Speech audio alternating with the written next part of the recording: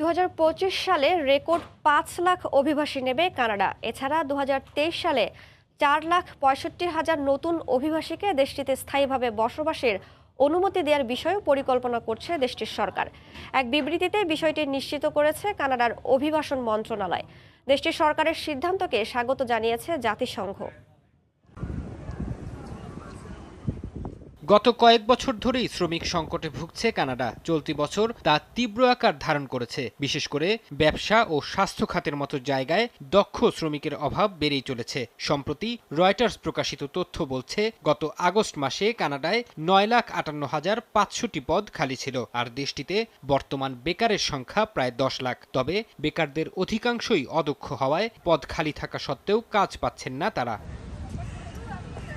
Reuters আরও জানায়, কানাডায় রেকর্ড সংখ্যক মানুষ অবসরে যাচ্ছেন। এছাড়া দেশটির সবচেয়ে দক্ষ কর্মীরা ব্যাপক হারে দেশ ছাড়ছেন, যার কারণে ঝুঁকির মুখে পড়েছে সেখানকার ব্যবসা বাণিজ্য। এ অবস্থায় দেশের অর্থনীতিকে রক্ষা করতে বিদেশ থেকে দক্ষ শ্রমিক আনায় মনোযোগ দিয়েছে কানাডা সরকার।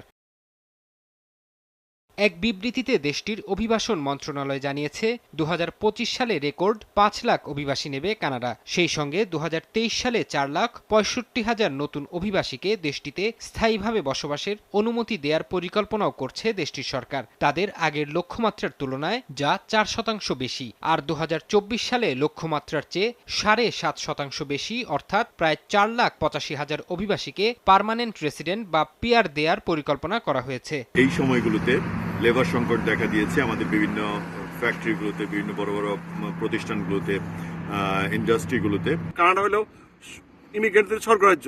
কানাডার মতো দেশ পৃথিবীতে খুব কমই আছে, কারণ এত সুন্দর জায়গা, এত ভালো জায়গা, এখানে যদি আসতে পারে তাহলে খুবই উপকৃত হবে। খুবই আনন্দের ব্যাপার, বিশেষ করে আমরা যারা প্রবাসী, এই দেশে 5 লাখ মানুষ আসবে 2025 পৃথিবীর বিভিন্ন প্রান্ত থেকে।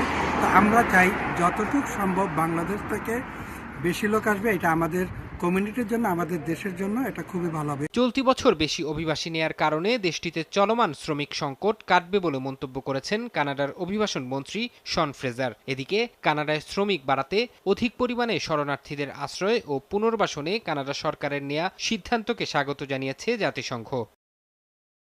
ফারহাদ চৌধুরী, সময় সংবাদ।